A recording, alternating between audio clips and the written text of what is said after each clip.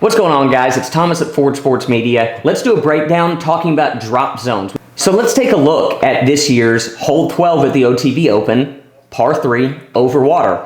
I'm going to show you 3 tee shots and then 3 drop zone putts. So you got Anthony Barela goes forehand, keeps it a little bit low, and unfortunately it's going to almost make it but land back in the water. Emerson Keith also goes relatively low forehand. It's going to come up short as well in the water. Matthew Oram, forehand as well, a little bit higher, but unfortunately his is going to come up just a little bit short right here. So all 3 of those players in the water, OB, proceed to drop zone. Let's take a look at this drop zone right here. You are so close to the basket. Anthony Barela makes the putt. This looks like it's probably edge of circle. Emerson misses it just a little left.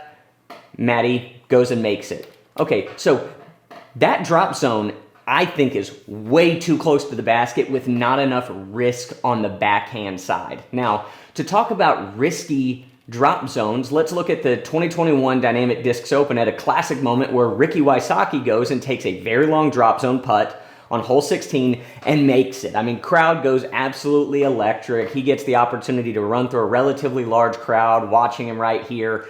That is an awesome putt made. Now, there are some that would say that maybe that drop zone needs to be a little more challenging. You probably shouldn't be able to make a drop zone putt, but I like that drop zone right there. It allowed for really good fan interaction and was not easy enough to be a gimme for the par. Now let's go and take a look at this year's Dynamic Discs Open and see the changes that they made to that drop zone that actually made it much harder even though it is shorter. So this clip right here shows Ricky Wysocki laying it up. The drop zone is on the back side of the island.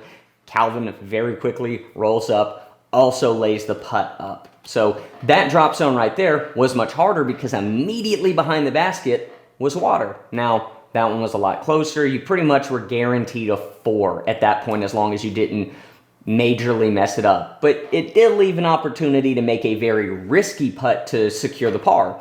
So it may be up in the air on which one is a more preferable option. Now, I want to take a look at a classic PGA Tour hole, which is hole 17 at TPC Sawgrass. Right here, we've got Russell Knox taking his first shot at the island green, and it lands short, goes into the water. This is a very similar situation. Now, he could have gone to a drop zone, but chooses to tee off again from the same spot, also in the drink. Russell goes and does it one more time from the original tee box, goes into the water again. So he finally decides to do what he should have done anyway and takes the drop zone shot right here, which is a very far shot. That is no easy drop zone shot and now has a long putt, where in an ideal space, he's probably first shot out, hitting drop zone 3, lands on the green on his 3rd shot, 2 putts and takes a 5 on a very hard par 3. That's a common opportunity for somebody if they miss that island. So the real question we want to ask is, what do we want out of drop zones? I don't believe the OTB Open has a good drop zone in any way, shape, form, or fashion. That is a terrible drop zone.